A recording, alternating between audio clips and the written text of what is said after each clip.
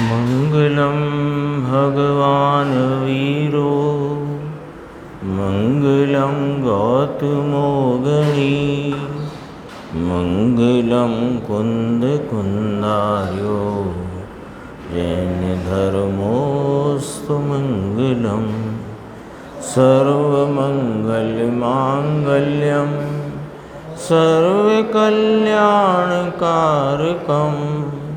प्रधानम सर्वधर्माणां जैनम जयतु शासनम। मैं नमो तीर्थनायक को, नमो ओंकार वाणी को, नमो उन कुंद प्रभु को जिन्होंने ओंकार धारण की। अहो उपकार जिनवर का, कुंद का दिव्य वाणी का, जिन कुंद ध्वनि दाता उनका हान स्वामी का। नमियूण जिणम वीरम अनंत वर्णान दंसन सहाबम भोक्ष्यामिनियम सारम केवली शुद्ध केवली फलिदम। नियम सारजी परमागम ग्रंथ के शब्द उपयोग अधिकार की स्वाध्याय के क्रम में अपना 297 नंबर का कलश उसकी स्वाध्याय चल रही है। और अभी जो गुरुदेव श्री के सीडी प्रवचन का क्रम चल रहा है वो समय सारजी परमागम के सर्वविशुद्ध ज्ञान अधिकार की 10 गाथाएँ 356 से 365। ये 10 गाथाएँ सेटिका की गाथाओं के नाम से प्रसिद्ध हैं।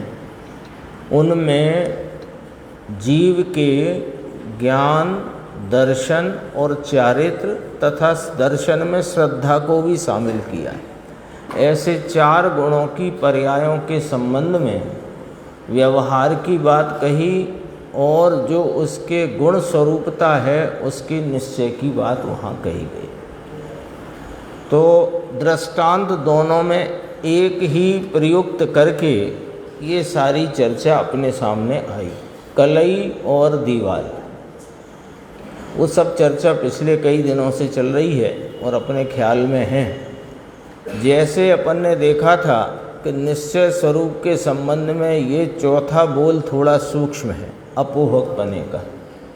और ये अपोहक वाली बात आज व्यवहार के व्याख्या या व्यवहार के निरूपण के संबंध में भी आज गुरुदेव श्री के व्याख्यान में चली।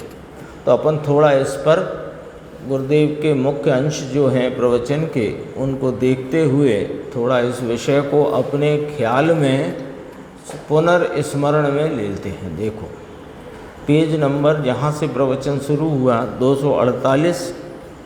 पहले तो अपन उस बात को याद करते हैं जो दृष्टांत दिया कलई का और दीवाल का, है ना। तो इसमें देखो नीचे से 7वीं 8वीं लाइन है ना, जो बोल्ड अक्षर पूरे हुए उसके बाद से देखना। बस यहाँ से मुख्य बिंदु अपन को पकड़ना दृष्टांत का कि कलई के स्वभाव से वह कलई दीवाल को सफ़ेद करती है। परद्रव्य लिखा ना, यहाँ अपन दीवाल ले लो, अलमारी ले लो, जो मन में आए वो ले लो। तो कलई के स्वभाव से, यानी उसका स्वभाव क्या कलई का, श्वेत गुण से भरा हुआ।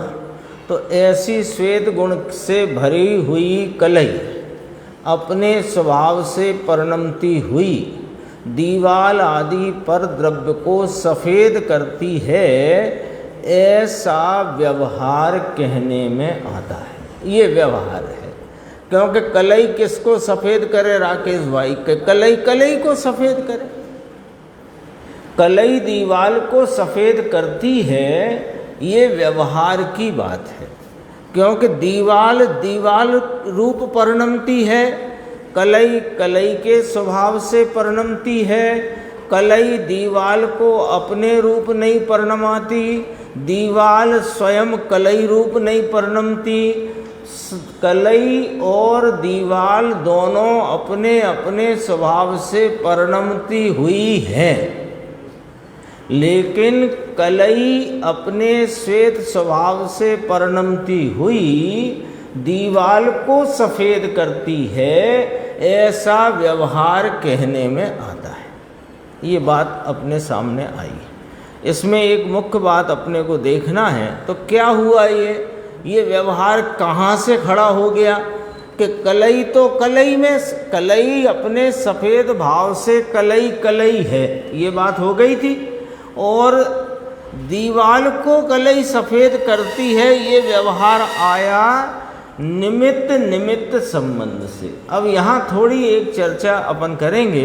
देखो, निमित्त माने क्या होता है कि कोई किसी को करता नहीं है कुछ भी, और पहले यह मूल सिद्धांत सामने रखना वस्तु स्वरूप का कि कोई किसी का कुछ नहीं करता, सब अपने अपने परिणाम भाव से स्वयं स्वतः अपनी सामर्थ्य से परिणमते हैं। तो तब एक द्रव्य ने दूसरे द्रव्य का कुछ किया, दीवाल को कलई ने सफ़ेद किया, ये व्यवहार मात्र है, वस्तु स्थिति नहीं। ठीक है ना। ये व्यवहार कहाँ से आ गया कि निमित्त नैमित्तिक संबंध के आधार से। अब देखो, श्वेत भीत को करता नहीं, कलई दीवाल को सफ़ेद नहीं करती, दीवाल है इसलिए कलई वहाँ आई है, ऐसा भी नहीं, लेकिन एक दूसरे को निमित्त कहने में आता है। आज एक बात ख्याल आई थी, वो अपन सबको आपस में समझना चाहिए। गुरुदेव दो प्रकार से इस निमित्त के संबंध में कथन करते हैं, एक निमित्त निमित्त संबंध और एक निमित्त नैमित्तिक संबंध। इसको थोड़ा स्पष्ट अपने ख्याल में आ जाए। निमित्त निमित्त संबंध कब बोलते हैं और निमित्त नैमित्तिक संबंध कब बोलते हैं? कि निमित्त निमित्त संबंध तब बोलते हैं कि जब परस्पर एक दूसरे में निमित्त निमित्त की बात कहनी है। जैसे जीव के रागादि परिणाम कर्म बंधन में निमित्त हैं और कर्म जीव के रागादि परिणाम में निमित्त है, तो वो निमित्त निमित्त बोलते हैं। और जब नैमित्तिक की विवक्षा करनी हो और सिर्फ वहाँ निमित्त पर से ज्ञान कराना हो, तो वहाँ वे निमित्त नैमित्तिक बोलते हैं। ये थोड़ा ख्याल में रखना शैली, क्योंकि गुरुदेव का अपन सुनते हैं, प्रतिदिन पढ़ते हैं, तो वो बात अपने ख्याल में रहे। इसलिए एक दूसरे को निमित्त कहा जाता। आई ना बात, निमित्त निमित्त, एक दूसरे को निमित्त कैसे कि देखो कि कलई ने दीवाल को सफ़ेद किया, तो ये कलई दीवाल के उस परिणमन में कलई को निमित्त कहा, और दीवाल कलई के उस विस्तार रूप भाव में निमित्त है। कलई फैली के नहीं फैली दीवाल पर, तो कलई जो दीवाल पर फैली, तो कलई के उस रूप फैलने में दीवाल निमित्त और दीवाल के सफ़ेद पने में कलई निमित्त। ऐसे एक दूसरे में निमित्त निमित्त। ये तो अपन ने दृष्टांत की क्या बात है उसको समझा। अब जो बात अपोहन स्वरूप की है उसे अपन यहाँ से पढ़ना शुरू करते हैं। हो सकता है थोड़ा उल्टा आगे पीछे का पढ़ना पड़े। 249 में नीचे से तीसरी लाइन पढ़ना। ये पॉइंट बहुत महत्वपूर्ण है, यहीं से सारी बात समझ में आना शुरू होगी और यहीं से समझ में आती है। देखो कि यह त्याग स्वभाव स्वरूप ही है। कौन? आत्मा। अब बोल काय का चल गया बात, ये दृष्टांत की बात तो हो चुकी। अब बात चल रही है कि आत्मा को रागादि प्रभावों का और वस्त्रादि या घर गृहस्थी आदि पर पदार्थों का त्याग करने वाला कहा जाता है, ये व्यवहार है। ऐसा ही है ना कि ये आत्मा ने, कहते नहीं कि आदिनाथ भगवान ने नीलांजना का नृत्य देखते समय उसकी मृत्यु देखकर अंदर में ऐसा वैराग्य जागा कि राजपाट का त्याग करके वन में चले गए। आता है, कथन आता है। तो राजपाट का त्याग किया, ये व्यवहार कथन है। आदिनाथ भगवान, आदिनाथ राजा, कुछ भी संज्ञा रखो, वो आत्मा ही है। आदिनाथ भगवान बोलो, आदि कुमार बोलो, आदि स्वामी राजा आदिनाथ बोलो, ये जो जो संज्ञा देना हो, लेकिन वह है तो आत्मा। तो ऐसे पकड़ो कि उस आत्मा ने उस काल में राजपाट का त्याग किया, ये व्यवहार कथन है, असलियत नहीं। असलियत नहीं। असलियत क्या है? क्योंकि ये तो व्यवहार है ना, तो व्यवहार खुद ही कहता है कि ये असलियत नहीं है, पर इस कथन में क्या असलियत है वो व्यवहार बताता है। व्यवहार का, व्यवहार की उपयोगिता और व्यवहार की यथार्थता, दो बातें हैं। व्यवहार की यथार्थता है कि व्यवहार जैसा है नहीं वैसा कहता है, और उसकी उपयोगिता ये है कि जैसी वस्तु का स्वरूप है उसे बता देता है, परमार्थ का प्रतिपादक है, परमार्थ नहीं है खुद। व्यवहार स्वयं परमार्थ नहीं, लेकिन परमार्थ का प्रतिपादक है। अब अपन देखते हैं कि उस जीव ने, आदिनाथ के जीव ने राजपाट का त्याग किया, ये कथन व्यवहार का है। ठीक है, तो ये कथन व्यवहार का है, तो वह आत्मा किस स्वरूप है और आत्मा क्या राजपाट के त्याग स्वरूप है? आत्मा क्या, अपने सामने प्रश्न है, क्या आत्मा राजपाट के त्याग स्वरूप है? और यदि वह राजपाट के त्याग स्वरूप नहीं है तो वह किस स्वरूप है? विचार करना चाहिए। और यहाँ से सारा अपने को इस भाव, इस बोल का सारा भाव अपने सामने आएगा कि आत्मा स्वरूप से ही त्याग स्वरूप है, त्याग स्वरूप है। तो ऐसा जो आत्मा स्वरूप से त्याग स्वरूप है, वह पर के त्याग के अभाव स्वरूप है।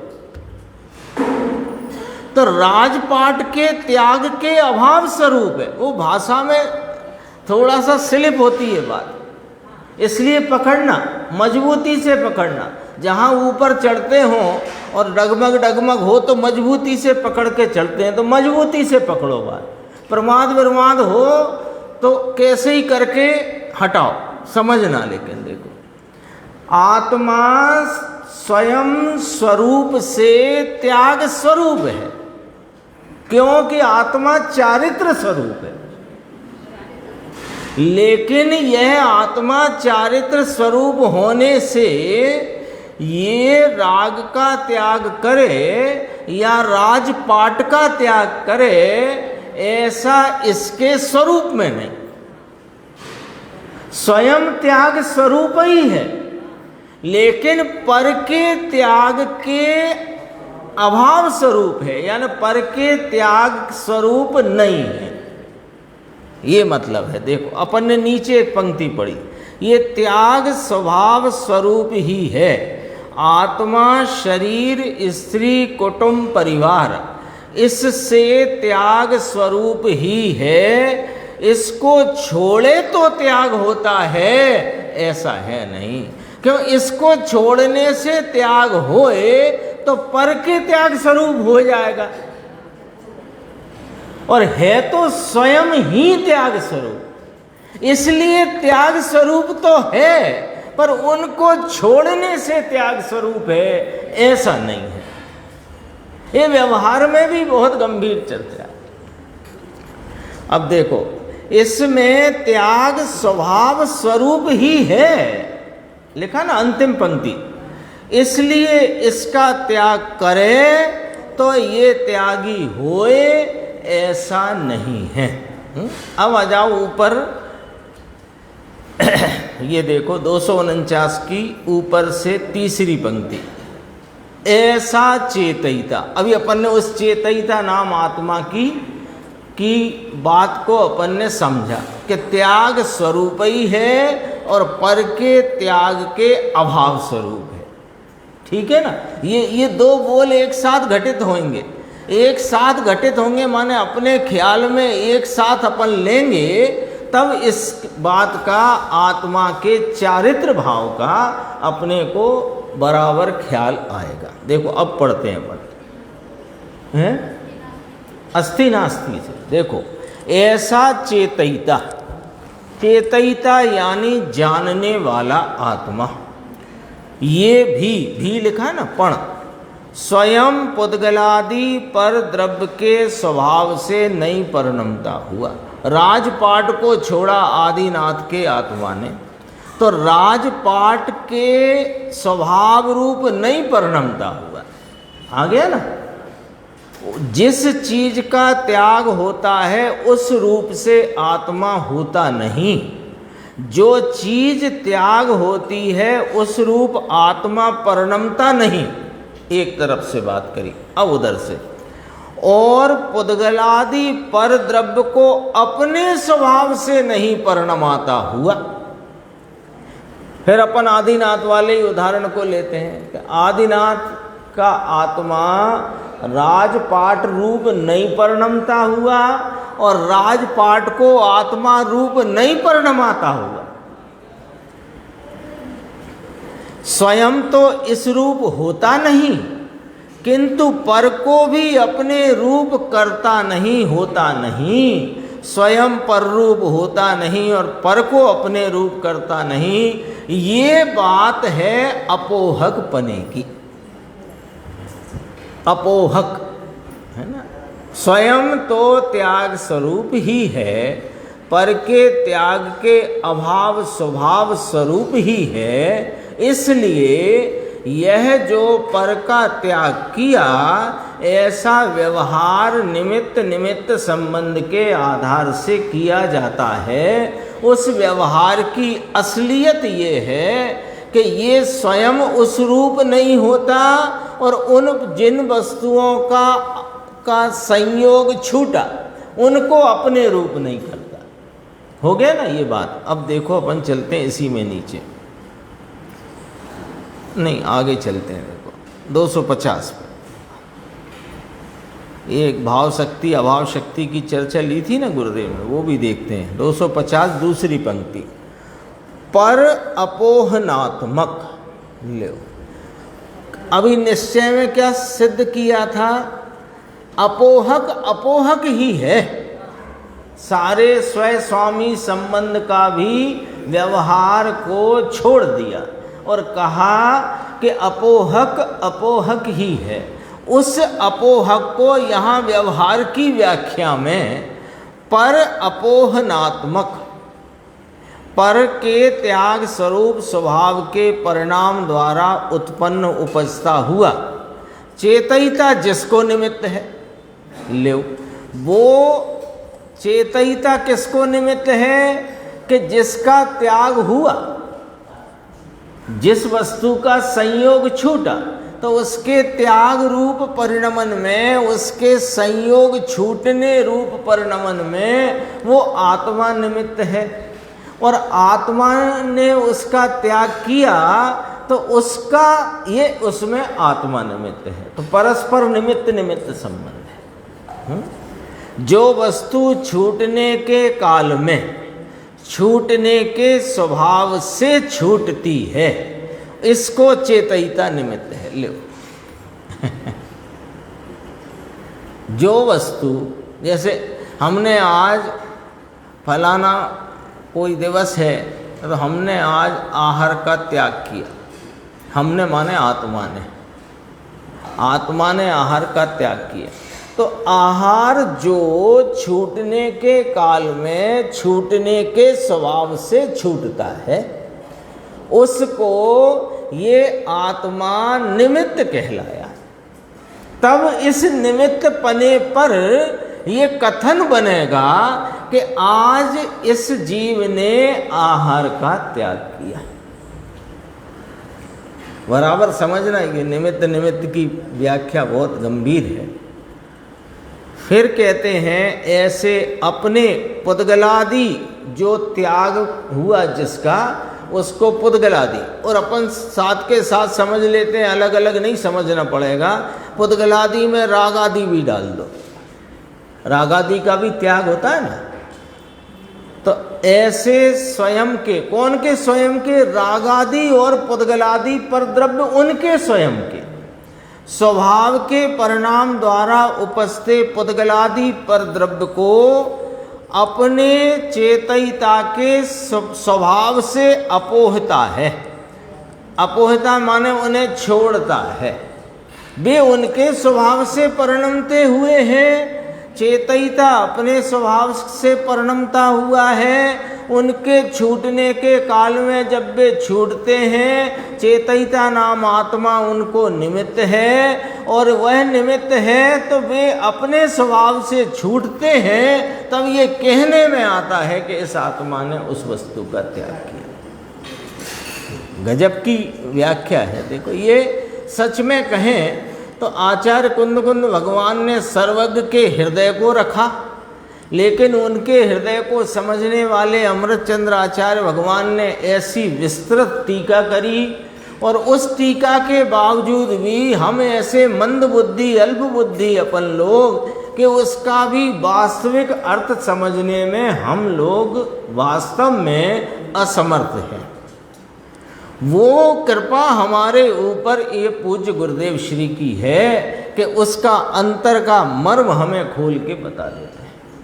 अन्यथा अभी वर्तमान में कोई व्यक्ति है नहीं जो इन टीकाओं के अंदर के मर्म को समझा सके। ये तो हमारा सौभाग्य है कि अपन इस काल में यहाँ पर ऐसी सत जिज्ञासा के साथ हैं, ऐसी सच्ची बात को जानने की जिज्ञासा लेकर के हम यहाँ हैं। होने को तो बहुत लोग हैं, करोड़ों हैं। अपने स्वभाव से स्वयं पर को छोड़ता है। अब देखो, समझ रहे हो, छोड़ेली चीज अच्छे।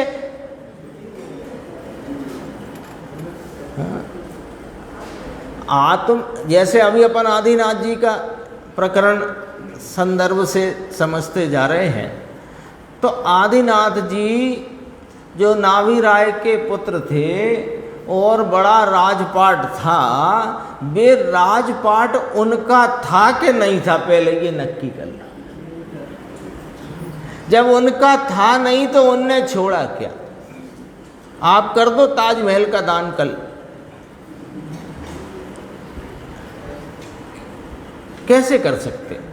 देखो, किसी भी चीज को दान तो एक अपन ने अपन लोगों के हिसाब से कहा, किसी चीज का त्याग करने के लिए पहले उसका स्वामी बनना चाहिए।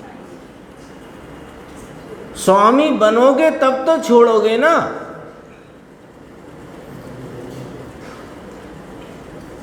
मैंने राकेश भाई का चश्मा छोड़ दिया, तो ये तो कोई बात ही नहीं हुई। ये क्या बात हुई? तो एक नियम आ गया कि नहीं अपने सामने कि जिसको त्याग किया जाए, जिसको छोड़ा जाए, अथवा छोड़ने का व्यवहार कथन किया जाए, उसका स्वामीपना हो तो कथन में भी वो छोड़ा जाए, और जब स्वामीपना नहीं है तो व्यवहार कथन से कह देते। देखो आत्मा सिवाय, लिखो अब बिल्कुल स्पष्ट हो जाएगी बात। आत्मा सिवाय राग द्वेष पुण्य पाप शरीर वाणी, इसके अभाव स्वभाव स्वरूप ही है ये चेतयिता। इसमें अभाव नाम का एक गुण है। गुरुदेव ने याद दिलाई थी 6 शक्तियाँ, भाव शक्ति अभाव शक्ति भाव अभाव शक्ति अभाव भाव शक्ति भाव भाव शक्ति अभाव अभाव शक्ति, 6 शक्तियाँ हैं ना। तो उसमें एक अभाव शक्ति है आत्मा में, कि पर के अभाव रूप ही है ये, ऐसा कहा है यहाँ पर। देखो आत्मा में एक अभाव नाम का गुण है कि पर के त्याग के अभाव स्वरूप ही है। देखो स्वयं त्याग स्वरूप ही है और पर के त्याग के अभाव स्वरूप है, ये पॉइंट पकड़ना बस। इसका त्याग करे तो त्याग ऐसा नहीं, पर चीज के त्याग के अभाव स्वभाव रूप जीव का गुण है। अभाव स्वभाव ही है इस आत्मा का, पर के त्याग का अभाव ही है। पर का त्याग करे तब त्याग होता है, ऐसा नहीं है। 1-2 पंक्ति और जो थोड़ी सी हैं,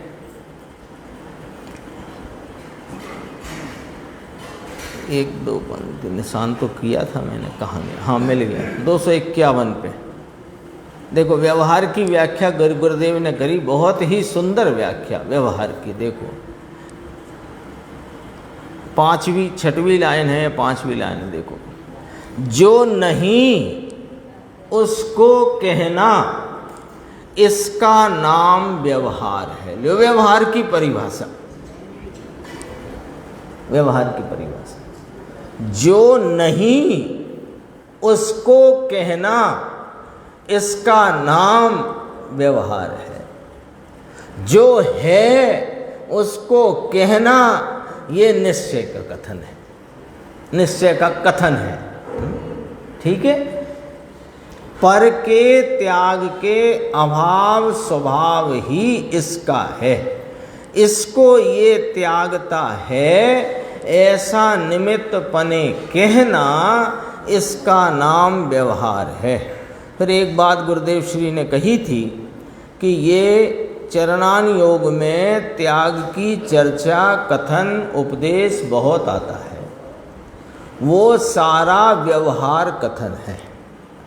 तो उस व्यवहार कथन का क्या करना, कि वो कहा था उनने, मुझे मिल नहीं रहा वो, मैंने, हाँ ये है, आ गया मिल गया, 252 पेज, नीचे से दूसरे पैरे के ऊपर देखना, बीच में समझो, लगभग पैराग्राफ खत्म हो रहा है, उसकी अंतिम लाइन है। चरणान योग में व्यवहार के कथन आते हैं, लेकिन इसको मूल वस्तु रख करके समझना। और अपन से शास्त्र अभ्यास करते में भूल कहाँ हो जाती है कि मूल वस्तु को हम भूल जाते हैं, और जो कथन उपदेश जो पद्धति व्यवहार की है, उस पद्धति में चरणान योग आदि ग्रंथों के जब कथन आते हैं तो हम उसी ही की डोर पकड़कर चलते हैं, मूल वस्तु भूल जाते। मूल वस्तु रख कर के व्यवहार कथन पकड़ना, क्योंकि गुरुदेव ने 5 पॉइंट कहे पुरुषार्थ सिद्धि उपाय की व्याख्या में, बहुत दिनों से याद नहीं करे, दोबारा कर लेते हैं, कि जब 2 द्रव्यों के बीच में बात करते हुए या एक में भेद करते हुए या 2 को एक करते हुए जब कोई कथन कहा जाए, सामान्य व्याख्या है, बाकी तो पराश्रितपना भेदपना ये सब व्यवहार है, तो उसमें यह समझ लेना कि यह व्यवहार कथन है। एक, इस कथन में किसी का किसी पर उपचार किया गया है। 2, किसका किस पर उपचार किया गया है। 3, उपचार करने का कारण क्या है। 4, और उस उपचार के द्वारा परमार्थ क्या बताया गया है? 5। ये 5 बिंदु हर पंक्ति में लगाने पड़ेंगे, हर पंक्ति में 5 बिंदु लगाने पड़ेंगे, तब जिनेंद्र परमात्मा की बात का, आचार्य भगवंतों की कथनी का, ज्ञानी धर्मात्माओं के हृदय का हम पार पा सकते हैं। अन्यथा हम धोखा खाते रहेंगे और ये नर पर्याय हार जाएंगे। ये सब कुछ मिल गया और मिलने के बाद भी मिला नहीं, मिल तो गया, बताओ क्या कमी है आज? हर तरीके से देख लो, जो सुविधाओं का जिस प्रकार विस्तार हो गया है, उसके आधार से भी देख लो तो क्या नहीं मिला? सब कुछ मिल गया और फिर भी नहीं मिला। तो गुरुदेव का ही एक उदाहरण है कि समुंदर पार करके आया और गैये के खुर का जो गड्ढा है उसमें भरे पानी में आकर डूब जाए तो उससे ज्यादा दुर्भाग्य किसका हो सकता? ऐसी बात है। अब अपने विषय पे आते हैं, जो अपनी स्वाध्याय के क्रम में चल रहा है। कारणकारी नियम भाग 7वां, शुद्ध उपयोग अधिकार 297 कलश, जिसमें इस पंचम परम पारणामिक भाव की ऐसी महिमा मुनिवर ने की है। वे कहते हैं कि ये पंचम परम पारणामिक भाव ही संसार के नाश का उपाय है। और जो मुनिराज हैं वे इस पंचम परम पारणामिक भाव के उग्र आश्रय के द्वारा पुण्य पाप रूपी जंगल को जलाने के लिए अग्नि के समान है। ये बात इस कलश में कही, बहुत ही भावनात्मक, बहुत ही सिद्धांतात्मक ये कलश है। भावनात्मक भी बहुत गहरा है और सिद्धांत तो है ही इसमें गहरा। अपन ने एक इसका पैरा देखा था, पैराग्राफ गुरुदेव के व्याख्यान का, कि भाव 5 हैं। अक्षय भाई भाव कितने कहे? 5। क्लास भी चलने दो, जिससे किसी को ये नहीं लगे हमें पता ही नहीं 5 भाव कौन से हैं। आप तो कहे जा रहे हो 5 भाव 5 भाव। 5 भाव हैं: औदयिक भाव, औपसमिक भाव, छायक भाव, छायोपसमिक भाव, छायक भाव, और यह पंचम परम पारणामिक भाव। ये कल भी बात की थी, दोबारा कल आए थे ना आप? हाँ, देखो 4 भाव पर्याय रूप भाव और 1 भाव ध्रुव रूप द्रव्य रूप भाव। ये पारणामिक भाव काल सापेक्ष होने वाले अनादि अनंत द्रव्य के परिणमन में कभी भी अपनी ध्रुवता को छोड़ता नहीं। ये इसका पारिणामिक स्वरूप है। और 4 भाव काल सापेक्ष होते द्रव्य के परिणमन में प्रति समय अपने अपने जो जिसका स्वरूप है उस भाव से उत्पन्न होते हैं, विनष्ट होते हैं। वे 4 भाव हैं। हो गई ना 5 भाव की संक्षिप्त चर्चा। अब देखो 301 पेज, भाव 5 है जो बोल्ड अक्षर है ना, उसके नीचे वाला पैराग्राफ। गुरुदेव कहते हैं, अहो जिसमें पंचम भाव परम पारणामिक भाव निरंतर स्थायी है। ओहो,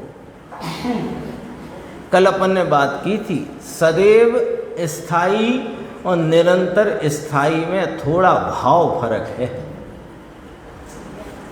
सदैव स्थायी में और निरंतर स्थायी में थोड़ा भाव फर्क है। कैसा भाव फर्क है? जो अभी अपन ने चर्चा करी। काल सापेक्ष होते हुए द्रव्य की परिणमनशीलता से हो रहे परिणमन के प्रवाह में जो निरंतर ध्रुव रूपता से ऐसे का ऐसा, ऐसे का ऐसा, ऐसे का ऐसा, इसका नाम निरंतर स्थायी है। और कूटस्थ रूप कहें वो सदैव स्थायी भी कह सकते हैं, ऐसा नहीं है कि वो कहना गलत है, लेकिन उसमें इतना ही भाव खिल के आता है कि जैसे सम्मेद शिखर सदा स्थायी है, ऐसा भाव खिलता है। लेकिन यहां कौन सा भाव खिलाना है? निरंतर स्थायी, प्रति समय के होते परिणमन में जो अपने रूप स्वरूप स्वभाव से स्खलित होता नहीं, ऐसे का ऐसा निगोद से लेकर के सिद्ध और अनंत काल तक। हाँ, जानना ज्ञान की अपेक्षा लें अपन इस बात को, तो क्योंकि ज्ञान लक्षण है ना, तो उससे लेना भी चाहिए। तो जानना का जो सदृश एक रूप ऐसे का ऐसा परिणमन प्रवाह है, वो परिणमन प्रवाह में बदलता ही नहीं, यही परम पारणामिक भाव है, यही परम पारणामिक। इसलिए इसमें लिया, देखो अभी लेंगे गुरुदेव, छायक भाव भी समय समय में परिणमता है, उसकी भी मुद्दत एक समय की है, भले साधी अनंत काल तक ऐसे का ऐसा परिणमे, लेकिन वह का वही नहीं होता। वह के वही और ऐसे के ऐसे में फर्क होता है। ये पंडित देवेंद्र जी है ना अपने विजोलिया वाले, उन्होंने एक बार अच्छा उदाहरण दिया था, वह का वही और ऐसे का ऐसा, दोनों में फर्क। कि बच्चा था, उसके हाथ में बहुत सुंदर कीमती एक खिलौना था, वो उसका खिलौना टूट गया। तो टूट गया तो रोने लगा, बच्चे हैं, रोने लगा। अब जब वो रोने लगा तो रो कर के जिद करे कि मुझे तो यही चाहिए, यही चाहिए। तो उसके पिताजी पापा भैया जो थे, वे तुरंत ही बाजार गए और वैसे का वैसा लेकर के आए। तो वो कहे नहीं मुझे वही चाहिए। अब फर्क समझ में आ गया ना, वैसे का वैसा और वही का वही। ज्यादा क्या उसका विस्तार करना, आप पॉइंट पकड़ गए। तो ये वही का वही जो रहता है वो पारिणामिक भाव है, और भले छायक भाव जब से उपजा है तब से वैसे का वैसा रहता है, लेकिन एक एक समय करके एक समय का रहता है। देखना, मैं बोलने में जरा जो बात आई उसमें बारीकी पकड़ना, वो एक एक समय करके एक समय का रहता है, और ये एक एक समय करके सदैव रहता है। वही का वही रहता है।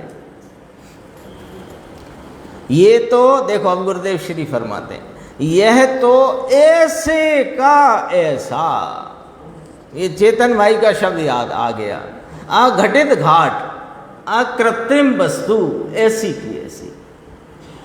ये तो ऐसे का ऐसा अपरिणामी त्रिकाल वस्तु, पारिणामिक भाव से अपरिणामी। पारिणामिक तो कह रहे हो आप और अपरिणामी कह रहे हो। अरे यही तो इसका विशेष भाव यहाँ पकड़ना है कि परिणामों के प्रवाह में जो नहीं परिणमता सो अपरिणामी, पारिणामिक भाव। समझ में आया? पारिणामिक भाव यानी कि सहज स्वभाव से। अब देखो गुरुदेव की खुलासा पकड़ना पड़ेगी, बदले बिना का ऐसा स्थायी नित्य है। तो बदले बिना का क्यों कह रहे? बदले बिना का क्यों कह रहे? कि बदलते परिणामों के सापेक्ष ये नहीं बदलता, इसलिए बदले बिना का कहते हैं। बात आई ना ख्याल में? आप तो ध्रुव को बदले बिना का क्यों कहा? इसमें से उसका भाव पकड़ना, बदले बिना का क्यों कहा? अरे परिणाम बदलते जाते हैं, ये नहीं बदलता, ये पकड़ना। इसमें क्योंकि परिणामों से भिन्न कहते हैं, परिणामों से पार कहते हैं, परिणामों से अन्य कहते हैं, तो भी परिणाम में ही पाया जाता है, पर परिणाम स्वरूपता से नहीं, पारनामिक भाव स्वरूप से। कहाँ मिलेगा? बहुत एक इतना सीधा लॉजिक है।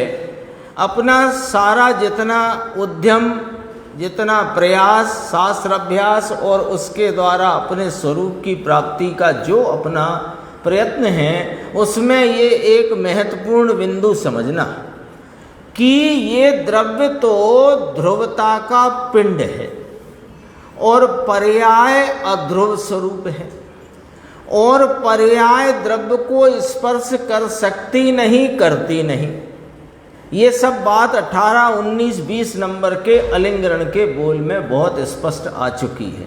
चाहे तो गुरुदेव के उन व्याख्यानों का अपन अपने यहाँ चल गई है 2-3 बार वह चर्चा। तो देखो, पर्याय द्रव्य को स्पर्श कर सकती नहीं, पॉइंट लिख लो यहाँ कि पर्याय द्रव्य को स्पर्श कर सकती नहीं, द्रव्य में जा सकती नहीं, प्रवेश कर सकती नहीं, एक है ना। और दूसरी बात कि प्राप्ति कहाँ होगी इस स्वरूप की, कि पर्याय में। दूसरा पॉइंट, पर्याय में होगी। अब तीसरा पॉइंट, जब पर्याय में स्वरूप की प्राप्ति होगी, आनंद भाव की प्राप्ति होगी, स्वरूप की प्रतीति रूप सम्यक दर्शन दशा पर्याय में होगी, और पर्याय ज्ञायक भगवान में जा सकती नहीं, तो अब कैसे होगी? तीसरे नंबर पे प्रश्न खड़ा है। चौथे नंबर पे जवाब ले लो कि पर्याय में ही उस द्रव्य स्वभाव की ध्रुवता को देखकर और पर्याय भाव को नहीं देखकर, ये नास्तिक पर्याय भाव को नहीं देखते हुए, कौन पर्याय? वर्तती वर्तमान पर्याय जब पर्याय में पर्याय भाव को नहीं देखकर उस ध्रुव स्वभाव को देखती है, तो उस पर्याय में ही वह ध्रुव स्वभाव लक्ष्यगत हो जाने से उस ही पर्याय में द्रव्य की समस्त सामर्थ्य के निर्मल भाव का प्रकटपना पर्याय में आ जाता है। ये रास्ता है, लॉजिकल है। इससे नियम से आपको स्वरूप की प्राप्ति होगी। मैं गायक हूं कि धुन लगाने से क्या होगा? गायक हूं तो पर्याय गायक, मतलब पर्याय तो ध्रुव है नहीं। मैं ध्रुव हूं, गायक हूं तो पर्याय तो ध्रुव है नहीं, पर उस पर्याय में ध्रुव स्वरूपता है, वहां पहुंचना है। कैसे? यही रास्ता है, और कोई नहीं। उपसम भाव भाव में हो गया, वो तो कहानी है उस पर्याय की। अरे उपसम भाव नहीं आया, उपसम भाव को देखोगे तो ये गायक भाव नहीं दिखेगा। वो पर्याय में घटना क्या घटी, ये छापने दो अखबार वालों को कि उपसम हो गया, आनंद आ गया, ये छपने दो अखबार में। अपन ने क्या किया कि पर्याय में पर्याय भाव को गौण करके पारिणामिक भाव को जो लक्ष्यगत किया, तो यहाँ पर्याय में उपसम हो गया, निमित्त में दर्शन मोहिनी का उपसम या उपसम हो गया, यहाँ आनंद की पर्याय हो गई, अनंत गुणों की सामर्थ्य का प्रकटपना हो गया। ये सब खबरें बनाओ, काम तो हो गया। काम कैसे हुआ? उपसम भाव के लक्ष्य से नहीं। अरे कर्म के उपसम को तो दूर रखो, अपना ही उपसम भाव यदि उस ज्ञान में अड़ाए रहोगे,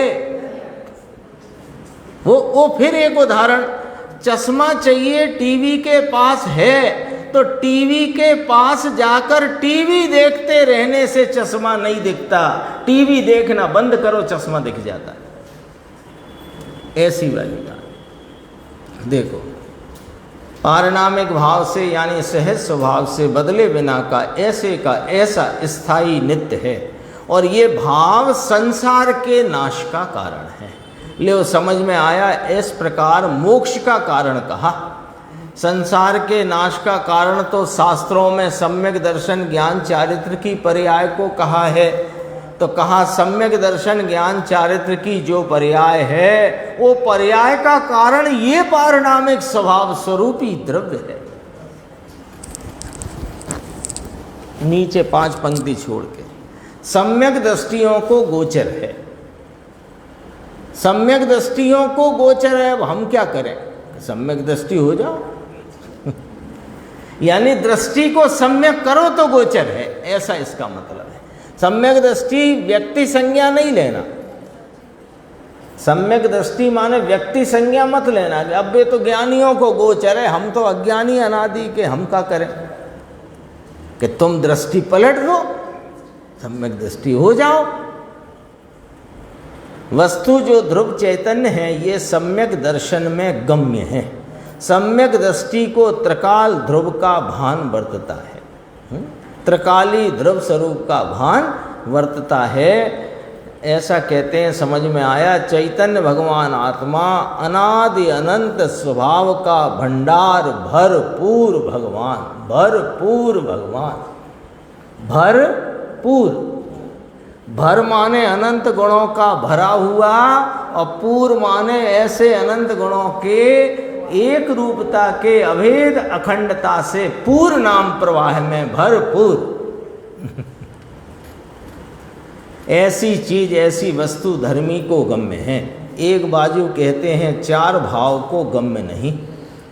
आया ना, 4 भाव को गम्य नहीं, यानी कि ले साहब 4 भाव को गम्य नहीं। अब भाई साहब कह रहे थे उपसम भाव में ही तो गम्य हुई है, 6 उपसम भाव में ही तो गम्य हुई, छायक भाव में ही तो गम्य हुई। आप कह रहे हो 4 भावों को गम्य नहीं, यही लिखा ना इसमें। तो देखो इसका अर्थ कि छायक भाव का, ये छायक भाव तो उन 4 भावों में सबसे ऊंचा ले लिया। तो छायक भाव का भी लगा दो, यहाँ समझना है तो छायक भाव का भी आश्रय करते ये गम्य हो जाए, ऐसी नहीं है। इसका पारिणामिक भाव का आश्रय करते गम्य होती है। ऐसा भारी कठिन काम है। कठिन क्यों? सबसे सरल है। कठिन क्यों कहते हो? कठिन इसलिए कहते हैं कि तुम उल्टे रास्ते जा रहे हो। कभी औदायिक भावों के आश्रय में हो, कभी उपसम क्षयोपसम भाव छायक भाव की चर्चा शास्त्र में पढ़ के उनके आलंबन माने उनके विचार में रहते हो, तो वो इसलिए कठिन पड़ती है। सबसे सरल काम है, इससे सरल कुछ नहीं है। क्योंकि क्या है कि सही बात, सही दिशा और कार्य पक्का। बात सही समझ आनी चाहिए, दिशा सही हो जानी चाहिए, काम पक्का है। जिसको यहाँ देखो गुरुदेव ने उलाहना भी दे दिया, जिसको यहाँ दया दान व्रत भक्ति पूजा में जिसने धर्म माना होए, उसको तो वहाँ से खिसकना कठिन पड़ता है, इसलिए कठिन कहने में आता है। आगे थोड़ा सा और है, पूरा करते हैं इसको। 302 बीच में राग देश के समूह को छोड़कर ऐसे ही उस परम पंचम भाव को जानकर, ऐसा लिया। तो यानी क्या कहा? नास्ति अस्ति करी, कल अपन चर्चा कर चुके हैं इस पर। यहाँ इसका लक्ष्य छोड़कर यहाँ लक्ष्य किया। किसका लक्ष्य छोड़ा? राग देश के समूह का, राग देश की वृत्ति का, राग देश के प्रवृत्ति का, राग देश के क्रम का लक्ष्य छोड़कर इस परम पंचम भाव का लक्ष्य किया। पंचम पारिणामिक भाव, परम पंचम भाव, एकला ज्ञायक भाव, ध्रुव भाव, नित्य भाव, आनंद भाव, पूर्णानंद रूप नित्य अविनाशी सदरस भाव। सदरस सदरस सदरस सदरस सदरस समझते हो ना? अक्षय सदरस माने सा माने समान, दृस माने दिखाई दे, तो एक समान दिखाई देता है। सदरस सदरस सदरस ऐसा लिया।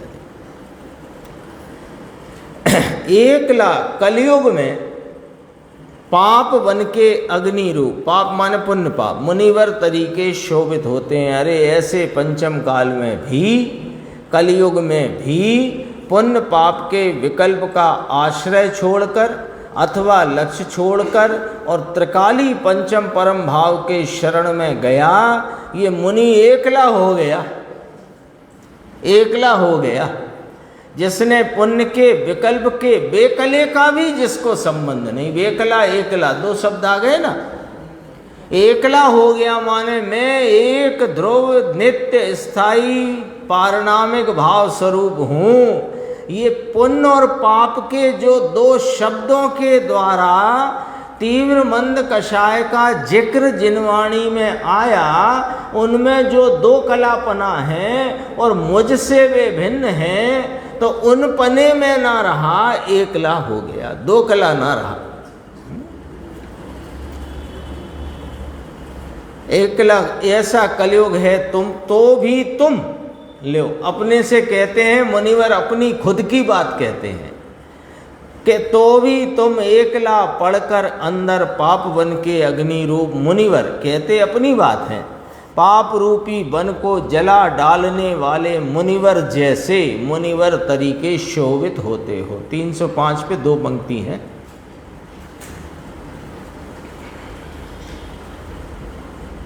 यह तो आत्मा की बात बापा दूसरी जात की है, ये अलग जाति की बात है, ये लौकिक की जाति की बात नहीं है, है ना।